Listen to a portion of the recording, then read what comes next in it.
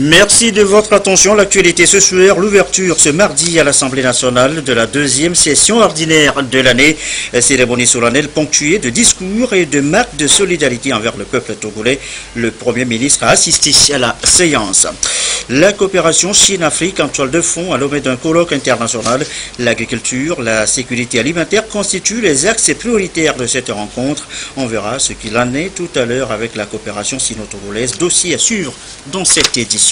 Enfin, musique, les premiers pas d'une jeune artiste. Mia, c'est son nom. Elle vient de sortir son tout premier album de 12 titres intitulé justement Premier pas, on ne peut pas trouver mieux. Voilà, madame, monsieur le sommaire. Bienvenue. Bonsoir à tous. Le retour à l'Assemblée nationale pour les députés. Donc, c'est parti pour la deuxième session ordinaire de l'année. Ouverture solennelle ce mardi après-midi devant le Premier ministre. Nous reviendrons tout à l'heure sur le sujet, toujours en préparation. Et déjà, dans la matinée, le président Dharma Dramani a reçu ses homologues Martin Songou de l'Union interparlementaire, Jean-Max Ratoko Mamanzi, le président du Parlement malgache.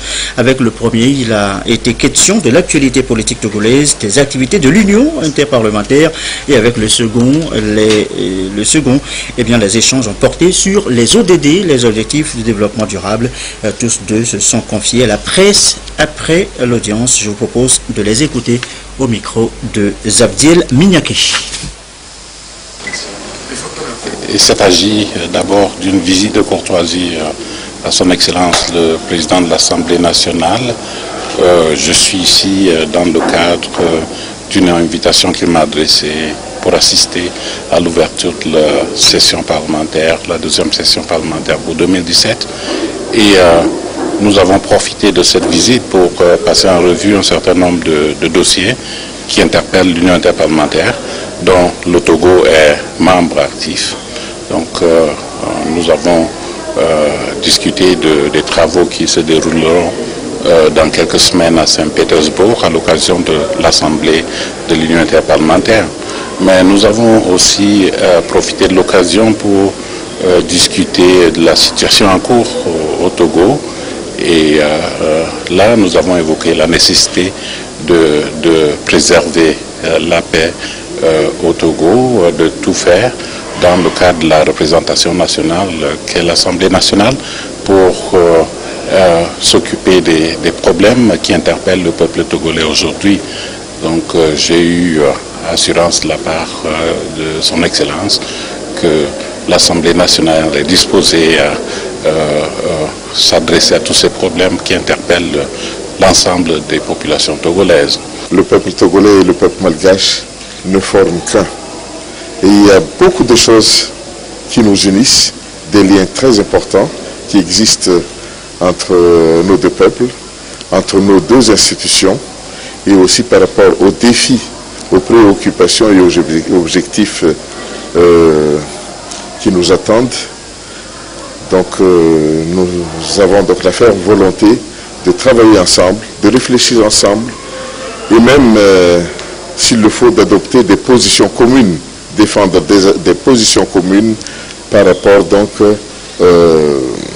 aux préoccupations de l'heure. Actuellement, comme nous savons, il y a aussi les objectifs du développement durable qui ont été donc adoptés il y a quelques années de cela aux Nations Unies et qui nous concernent tous. Et c'est ensemble justement que nous allons donc réfléchir. Nous avons des responsabilités importantes en tant que parlementaires pour la mise en œuvre de ces objectifs, et c'est pour cela que nous sommes convaincus que c'est une opportunité unique que nous saisissons donc pour avancer ensemble dans la même direction au profit de nos peuples respectifs. Depuis mon arrivée ici au Togo, nous l'avions déjà, donc j'étais impressionné par la lumière que je vois partout. C'est impressionnant tout ça. Les infrastructures, le pays et les dirigeants de votre beau pays travaillent beaucoup pour le bien du peuple. Quand j'ai regardé la télé hier, il y a une chose de très importante que j'ai remarqué aussi. C'est la célébration de l'ouverture de l'année scolaire. Pour moi, c'est vraiment magnifique. Des dirigeants qui se préoccupent des générations futures. Donc, cet engouement pour l'éducation aussi, c'est quelque chose de très important.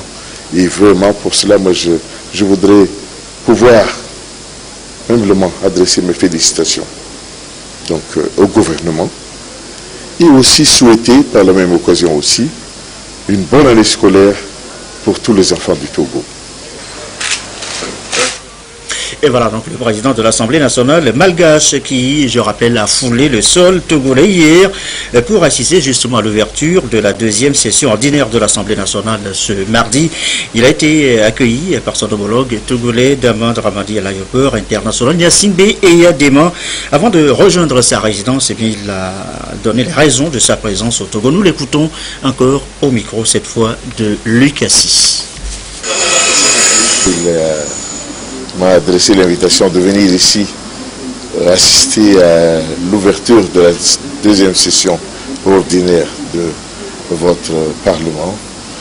Je n'ai pas hésité une seule seconde parce que nous sommes des fils de l'Afrique et le peuple togolais et le peuple malgache sont donc des peuples du continent et ne forment qu'un seul peuple. Et ceci étant, nous avons estimé, chacun de notre côté, qu'il faut resserrer les liens de fraternité et d'amitié qui lient nos deux peuples.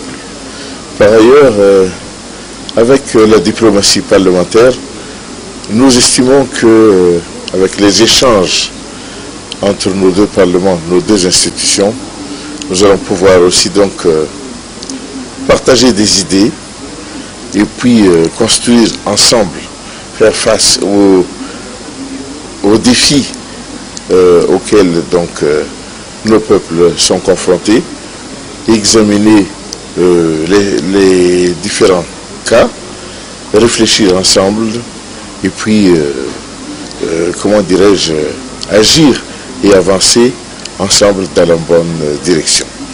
Le Togo constitue quand même actuellement aussi un modèle en termes d'essor économique sans précédent et il nous est très intéressant de voir de nos propres yeux et puis d'en discuter aussi afin que nous puissions nous en inspirer.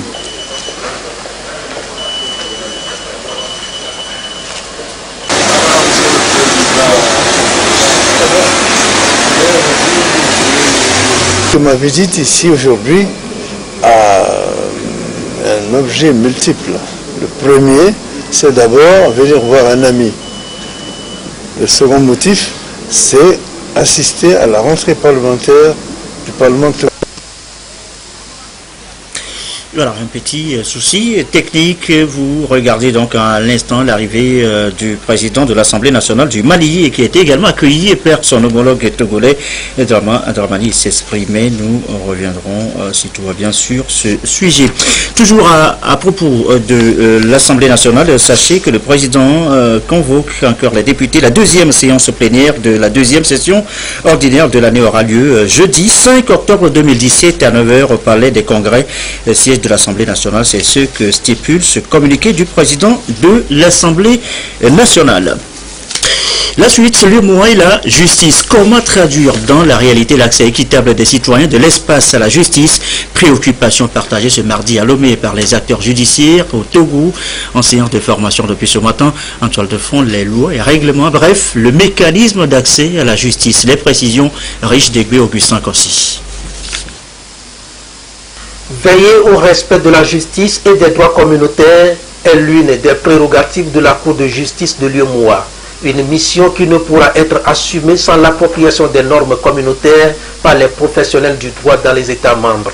Ici, les acteurs de la justice au Togo se familiarisent avec ces différents outils pour une réelle effectivité du droit et de l'intégration communautaire. Les normes communautaires sont essentiellement constituées par les actes additionnels, les règlements, les directives, les décisions nous avons toute une armada de textes que nous appelons les normes communautaires. C'est des normes qui accompagnent la vie de la communauté, le mois, et pour le bon accomplissement et l'atteinte de ses objectifs. La Cour de justice, dans le souci de se rapprocher du justiciable, de se rapprocher des tribunaux nationaux, de se rapprocher des populations de notre Union, a trouvé bon d'organiser des séminaires nationaux de formation et de vulgarisation à l'attention de toutes les composantes de nos sociétés. La Cour de justice de l'UEMOA, son domaine de compétence, le cadre institutionnel et juridique, tous ces aspects sont ici abordés. Pour le ministre garde des Sceaux Pius Agbetomé, la justice étant un processus, reste un idéal à atteindre. Une préoccupation qui interpelle les acteurs concernés pour l'accès de tous à une justice équitable. 3 fonctions essentielles sont à retenir. Celle d'être un vecteur du développement, un outil de renforcement de l'état de droit, de la démocratie, en même temps qu'elle constitue pour le citoyen le grand rempart de la protection de ses droits. Mais la justice ne peut remplir effectivement et efficacement ces 3 fonctions que dans un contexte de système judiciaire national de qualité. Chaque pays doit donc consentir les efforts nécessaires pour mettre ses juridictions en mesure de rendre la justice avec de solides garanties d'impartialité, d'indépendance et de respect des droits humains. Du constat général, ces droits dits communautaires sont très peu connus dans l'espace de l'Union, aussi bien des citoyens que des professionnels du droit. Tout comme au Togo, les acteurs judiciaires du Sénégal et de la Côte d'Ivoire se prêteront aussi à cet exercice de renforcement de capacité pour le rayonnement des professions judiciaires dans la sous-région. Également dans l'actualité, ce communiqué du ministre de la Sécurité et de la Protection civile.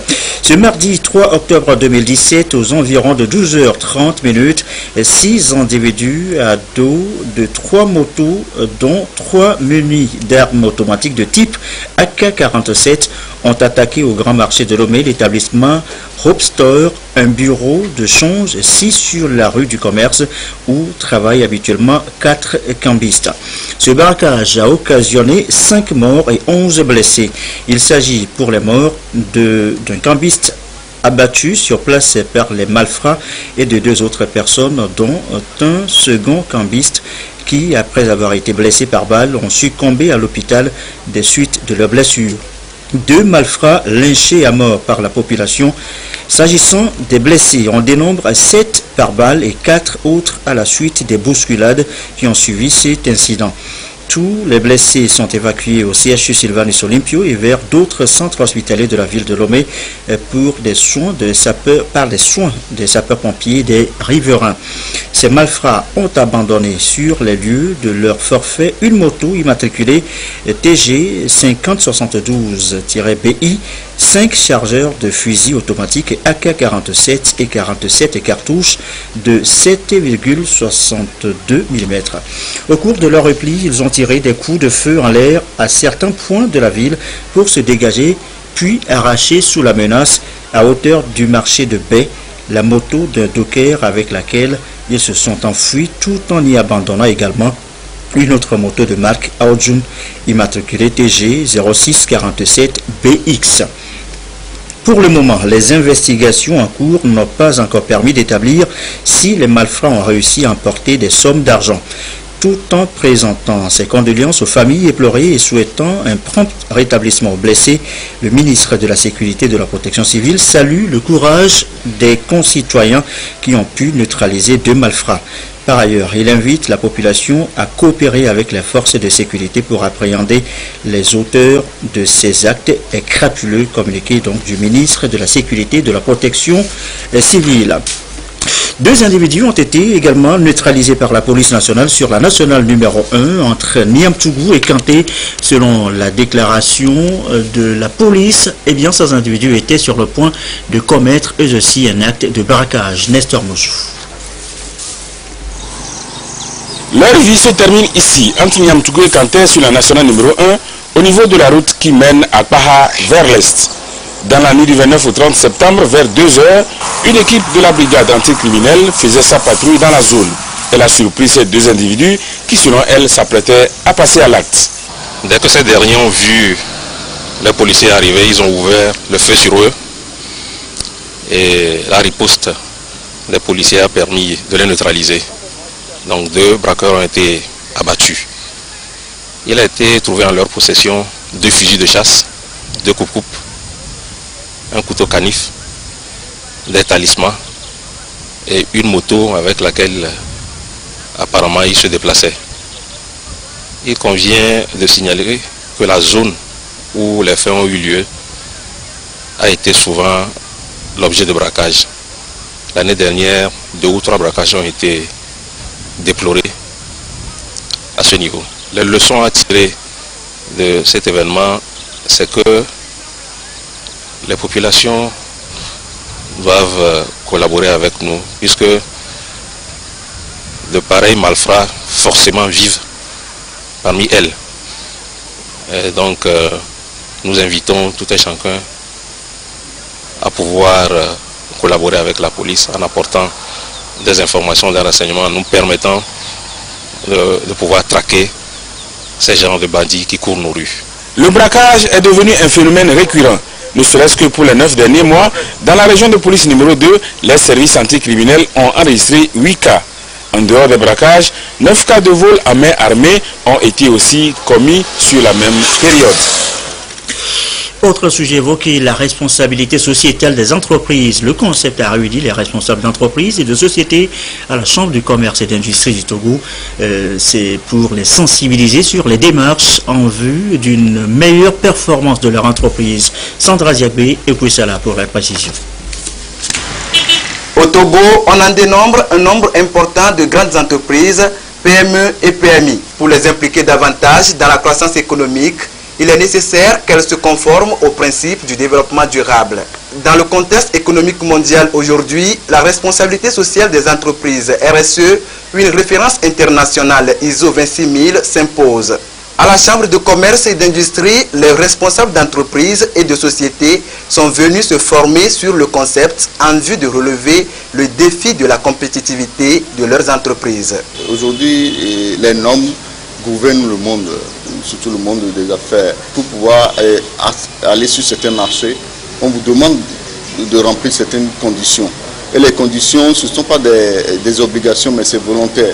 Au moment où le gouvernement ou bien les sociétés, les regroupements professionnels encouragent les entreprises togolaises à aller sur d'autres marchés, il va falloir préparer les entreprises togolaises à être compétitives sur ces marchés. Nous ne pouvons pas aller sur ces marchés sans outils. Et ce qui est encore intéressant dans la responsabilité sociétale, c'est que ça amène l'innovation. On veut faire mieux pour que ce soit distingué par rapport aux autres concurrents. La RSE prend en compte les objectifs de développement durable ODD. C'est une référence qui permet de positionner des valeurs et éthiques dans les affaires en faisant respecter les critères liés au travail décent, aux droits de l'homme, à l'environnement et à la bonne gouvernance. Avec le cabinet Update Concept, une formation est prévue les 9 et 10 novembre prochains pour permettre aux intéressés par cette démarche d'obtenir des outils pour déployer la RSE au sein de leur corporation. Nous l'annoncions en titre tout à l'heure, le colloque international sino-africain sur l'agriculture. Eh bien, la rencontre a été élargie à la foresterie. Elle a ouvert donc ses portes ce matin à Lomé. Il est question pour les acteurs agricoles et universitaires africains, comme chinois d'ailleurs, de réfléchir sur les nouvelles sources de financement de l'agriculture en Afrique. Autre question importante à l'ordre du jour, comment les populations africaines peuvent bénéficier du savoir-faire technologique des Chinois dans un partenariat gagnant-gagnant. Lucassi à l'ouverture ce matin des travaux. Le secteur agricole contribue à plus de 60% au PIB national des pays africains, à l'instar du Togo, et absorbe 60 à 80% de la population active. Malgré cette forte concentration des populations dans ce secteur d'activité, elle reste toujours en proie à la faim, à la famine et à l'insécurité alimentaire. Ce colloque international sino-africain de Lomé permettra aux experts et techniciens de l'agriculture, aux universitaires africains et chinois d'acquérir le savoir-faire technologique et d'explorer de nouvelles pistes pour le renforcement de la coopération sino-africaine dans l'agriculture élargie à l'environnement. Nous nous intéresserons également aux questions environnementales, surtout à l'heure où les questions de réchauffement climatique sont à l'ordre du jour. Le gouvernement togolais a récemment initié ce que nous appelons les agropoles. Et donc pour pouvoir donner une chance à réussir à ces agropoles-là, il faudrait qu'on documente justement la question pour voir quels sont les moyens dont l'État togolais aura besoin pour pouvoir réussir ce changement de cap. Cette rencontre intervient à l'heure où le Togo et la Chine célèbrent le 45e anniversaire de la vitalité de leurs relations de coopération. Et l'un des axes de cette coopération est l'agriculture. L'agriculture occupe une place importante dans l'économie togolaise. Le Togo a réussi non seulement à nourrir sa population, mais aussi à exporter ses produits excédentaires dans d'autres pays de la région. Le café, igname, cacao, ananas et d'autres produits togolais sont très appréciés. Le Togo, qui a insufflé une nouvelle dynamique à son secteur agricole, entend tirer meilleur profit de ce rendez-vous d'échange scientifique pour renforcer le sort de ce secteur en obtenant plus de projets chinois sur le sol togolais. Au Togo, le premier accord cadre de partenariat entre les deux pays date du 19 septembre 1972 et est justement relatif au secteur agricole. De 1972 à 2012, plusieurs projets ont été initiés au bénéfice du Togo. Le dernier d'envergure en date est la construction en 2012 d'un centre pilote agricole à Zanguera. Ce colloque, dont le thème est la Chine en Afrique, quelle coopération agricole pour quelle sécurité alimentaire, fait partie des 10 projets retenus par la Chine pour être exécutés en Afrique au cours de cette année. A signalé dans la foulée cette autre rencontre régionale sur le financement de l'agriculture. C'est depuis hier à Lomé et c'est au profit des acteurs et parties prenantes des chaînes de valeur agricole en Afrique. Les précisions Yasmine Koudja, Carmen Madji à Capo. L'agriculture occupe en Afrique subsaharienne près de 70% de la main-d'œuvre active et contribue pour 25 à 70% au PIB de la plupart des pays. Cependant, selon une étude de la BAD, moins de 3% du total des prêts octroyés par les banques commerciales sont en direction du secteur agricole. Il convient donc d'accroître l'accès au financement agricole, surtout dans les milieux ruraux. Pour ce faire, l'Association africaine de crédit rural et agricole AFRACA réunit ici les décideurs, les banques commerciales et les entrepreneurs des PME agroalimentaires en vue de créer une synergie d'action pour un meilleur financement de l'agriculture en Afrique. Our target or vision is to make sure everyone has access to financial services. Ils vont partager leur expérience. En même temps, on va leur donner des outils qui permettent de relever les défis et aussi de lever les contraintes qui limitent l'accès des acteurs au financement pour une meilleure agriculture et pour le bien des populations. We're here now to meet with bankers, to meet with farmers, to find solutions to these problems. 15 pays sont donc à représenter. Pour la FAO, il s'agira de partager les expériences en vue d'élaborer des projets structurants pour un développement des chaînes de valeur inclusives. C'est aussi un manque à gagner au niveau des institutions de microfinance et des institutions de financement. Il y a besoin de travail autour des efforts qu'on pourra mettre ensemble pour lever les contraintes liées à l'accès au financement pour les acteurs. Le gouvernement togolais a mis en place depuis quelques années des mécanismes pour mieux suivre les actions en faveur de la finance rurale. Cette rencontre des parties prenantes va justement, selon le ministre de l'Agriculture, aider à disposer d'éléments pertinents pour analyser et financer les propositions des agro-entreprises. Il s'agit notamment de faire prendre conscience des problèmes fondamentaux de financement de l'agriculture et de l'agro-industrie, de définir le concept le contexte et l'approche du financement des chaînes de valeur agricole et des facteurs dynamiques affectant l'ensemble du système. La rencontre de Lomé est organisée dans le cadre du mécanisme de soutien du programme multipartenaire de la FAO, soutenu par la Banque d'investissement et du développement de la CEDEAO, BIDC. La rencontre Caisse nationale de sécurité sociale et partenaires, deuxième jour ce mardi de l'initiative. C'est la délégation de loi de la Chambre de commerce et d'industrie du Togo qui a été reçue. Le point des travaux, Serge Tastom, Antoinette Omovavo. Après le Conseil national du patronat, place ce jour à la Chambre de commerce et d'industrie du Togo, CCIT, pour ce deuxième rendez-vous de la semaine du partenaire. Cet espace d'échange qui se veut permanent permettra à la CCIT de se familiariser avec les dispositions réglementaires en matière de sécurité sociale, notamment l'immatriculation des opérateurs économiques à la Caisse nationale de sécurité sociale et le paiement obligatoire des cotisations.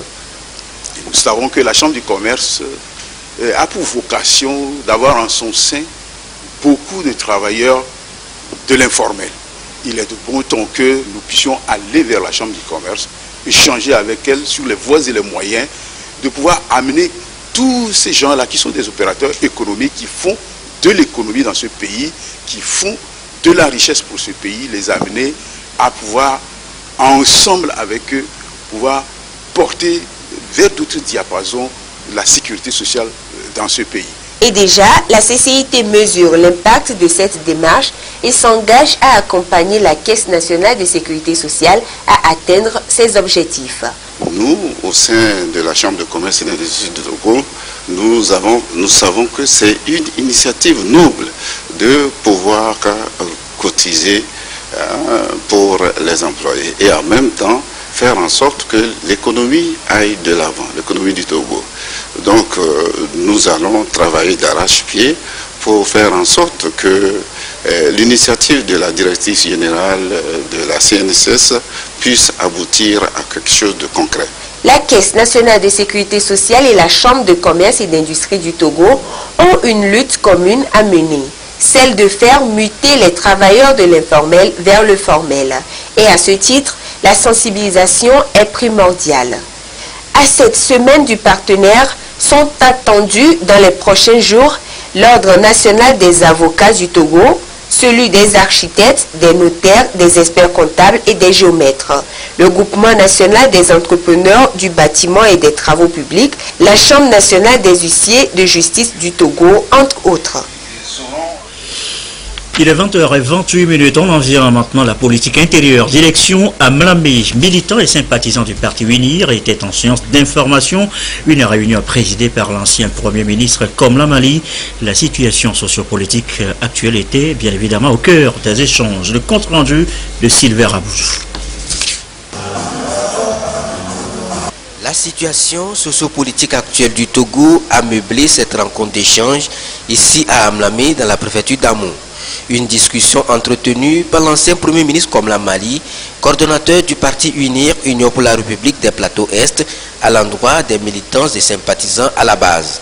Il s'agit pour le coordonnateur d'informer ses militants sur les sujets d'actualité, décrypter en substance dans l'optique de faire comprendre et expliquer aux militants cette question des réformes afin de les amener à soutenir la politique de développement participatif et inclusif engagée par le chef de l'État. Nous avons partagé ces questions d'actualité avec nos militants qui ont été très attentifs. Et donc, ils nous ont demandé de pouvoir présenter leur admiration au président du parti, qui est le chef de l'État, pour cette initiative heureuse qu'il a prise de pouvoir engager ce processus de réforme. Et il l'encourage par la même occasion à poursuivre ses efforts pour le développement de notre pays. Nous avons terminé en appelant nos militantes et militants à rester attentifs aux messages ou aux orientations du parti dans le cadre de la pose de ce processus. La préoccupation des autorités, c'est de faire en sorte que la paix soit restaurée pour mieux s'occuper des questions de développement enclenchées par le président de la République. Séance d'information, d'explication aussi dans le Doufelgou. Députés UNIR et points focaux du parti ont décrypté là aussi l'actualité politique du pays. Les échos de cette rencontre avec Nestor Moussou. Les débats ces derniers jours au Togo sont dominés par les questions de réformes institutionnelles et constitutionnelles. Le compromis sur le contenu de ces réformes n'a pas pu être trouvé entre les députés du parti UNIR et ceux de l'opposition, rendant le climat sociopolitique tendu. Les députés et cadres UNIR du Felgou ont expliqué aux responsables au niveau local la position du parti. Nous sommes venus pour restituer la réalité. Nos amis de l'autre bord, ils veulent la rétroactivité. Or, dans la Constitution, nulle part cela a été dit. C'est une entente. Les politiciens doivent toujours s'entendre. Si vous ne restez pas ensemble pour échanger, chacun met de l'eau dans son vin, ça ne pourra pas marcher. On ne peut pas rester radicalement pour dire « moi c'est ça je veux, si vous ne faites pas ça, je sors ». Nous laissons la population de faire le constat. Nous sommes revenus pour rassurer nos militants d'être vigilants, que personne ne vienne les tromper, les mentir par rapport à ce qu'on voit sur les réseaux sociaux, tout ce qu'on entend sur les médias, les radios, etc. Le message a été bien reçu. Les représentants des militants à la base, après cette rencontre, savent ce qu'il leur reste à faire. Sur ces réformes, ils ont eu à nous dire le pourquoi, ainsi de suite. Et c'est des informations aussi qui nous sont très utiles. Nous avons été élucidés. Ils nous ont expliqué de long en large le contenu de ces lois, surtout des débats qui se passent au sein de l'Assemblée entre UNIR et opposition. Aujourd'hui, nous nous sommes informés. Ça nous permet de descendre à notre base pour aussi donner les mêmes informations, pour qu'à leur tour, qu'ils puissent savoir comment recevoir toute information qui vient de gauche et de droite. Les participants ont été exhortés à sensibiliser les autres militants à ne pas céder aux provocations, à continuer par cultiver les valeurs de paix et de cohésion sociale. Dans le reste de l'actualité, cette autre rencontre sur le volontariat international de réciprocité, notez qu'une délégation de volontaires togolais a quitté Lomé pour quelques mois de séjour en France. Les précisions avec Nathalie Panengui. Durant 9 mois, acquérir de nouvelles expériences professionnelles dans des structures françaises. Une deuxième vague qui s'engage ainsi dans le volontariat international de réciprocité pour œuvrer à l'atteinte des objectifs de développement durable. Donc cet engagement n'est pas juste un engagement pour aller voir, pour aller visiter la France et revenir, mais c'est beaucoup plus un engagement de cœur. Servir une nation et développer des potentialités pour revenir servir sa propre nation, c'est essentiel pour notre jeunesse aujourd'hui. En fait, je vais intervenir dans l'éducation, la citoyenneté, la solidarité. Nous aurons organisé et à participer à des activités comme le Papier du Monde. Le Papier du Monde, c'est une activité organisée où chaque nationalité doit préparer une spécialité de genre un plat ou truc et à faire goûter aux autres nationalités. Ces volontaires vont intervenir dans les domaines de l'entrepreneuriat social, l'animation radiophonique, l'accompagnement des personnes en situation de handicap. Une nouvelle aventure qui répond à la plateforme française du volontariat international d'échange et de solidarité. C'est très important qu'il y ait ce partenariat et cet échange, cette réciprocité. On a beaucoup de jeunes Français qui viennent au Togo faire du volontariat, c'est-à-dire dans des associations, dans des ONG, apporter leur enthousiasme, parfois leurs compétences, leur amitié. Et puis, on a plus rarement des Togolais qui vont en France, parce que c'est plus compliqué peut-être. Et donc, nous, on tient vraiment à développer ça. Le gouvernement français tient vraiment à ce qu'il y ait de plus en plus de jeunes Togolais qui viennent en France. C'est important pour qu'ils découvrent la France, pour que la France découvre davantage le Togo. Quelques heures de leur départ pour la France, le gouvernement les a exhortés à donner le meilleur d'eux-mêmes pour mettre à profit les acquis de cette mission. Et donc, en général, ce sont des jeunes qui sont dans des associations, mais qui travaillent avec des ONG, et des jeunes qui ont été déjà volontaires, qui ont fait l'expérience du volontariat national. Donc c'est important que nous précisions cela. Mais ce qu'il faut noter aussi, c'est l'engagement du gouvernement togolais, parce qu'en fait, le gouvernement finance la prise en charge de ces jeunes, les billets et l'assurance.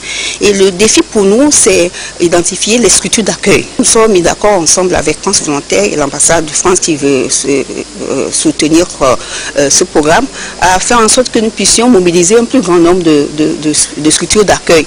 Parce qu'en 2017, on avait prévu, par exemple, envoyer une vingtaine de jeunes.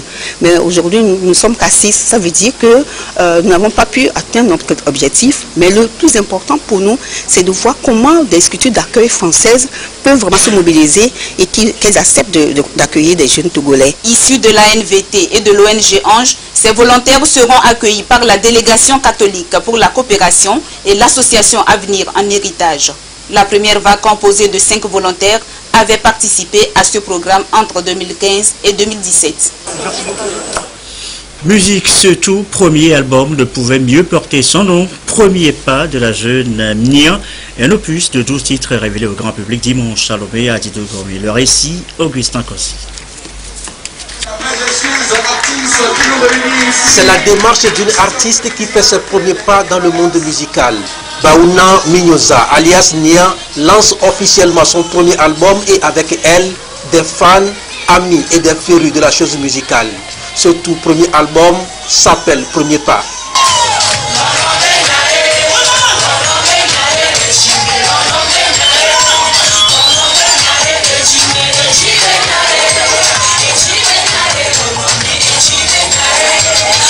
Premier pas parce que véritable artiste confirmé, parce que c'est mon premier pas qui montre le succès que je suis Nia, parce que ça a été des années de souffrance pour accomplir ce rêve maintenant ce soir. Cette chanson est dédiée à tous les artistes, les débutants, pour leur donner de l'espoir, parce qu'il y a toujours de l'espoir devant, juste avec un peu de travail, on finit toujours par y arriver. Cet opus de 12 titres marque donc le début de la carrière de Nia. Un coup d'essai qui révèle le sens d'un rêve devenu réalité, mieux le départ d'une odyssée musicale à l'image de celle et ceux qui l'ont inspirée. Elle chante l'amour, la fidélité, la passion et invite les mélomanes à suivre le mouvement. Pas devant, un pas derrière, fais le mouvement. Allez, danse ma corde ou ma corde, fais le mouvement. Allez, un pas devant, un pas derrière, fais le mouvement. C'est un bon travail que Nia a fait. Elle a vraiment un grand talent. Et vraiment, l'album Premier Pas, vraiment, c'est vraiment super. Le travail n'a vraiment pas été facile. Ça a été vraiment une tâche très compliquée. Que ce soit les arrangements au studio, les prévisions, les programmes, ça n'a vraiment pas été facile. Donc on remercie toutes les personnes qui nous ont aidés à en arriver là. On envisage beaucoup de projets, un concert notamment qui sera fait. On est en provision avec notre staff pour pouvoir bien programmer cela. Cette aventure musicale a commencé depuis 2009. D'un single, Nia a aujourd'hui à son actif plus de 15 morceaux. À cela s'ajoutent les différents podiums auxquels elle a pris part et qui l'ont destinée à une brillante carrière, même au-delà des frontières.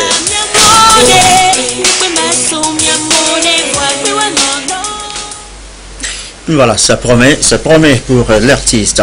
Le retour à l'Assemblée nationale pour les députés, c'est parti, je vous le disais tout au début du journal, pour la deuxième session ordinaire de l'année. Ouverture solennelle ce mardi après-midi devant le Premier ministre et des invités de marque conviés à la séance. Discours, marque de solidarité, ont rythmé les interventions. En ce premier jour de rentrée parlementaire, nous reviendrons plus amplement sur le sujet dans notre édition de 22h30 tout à l'heure.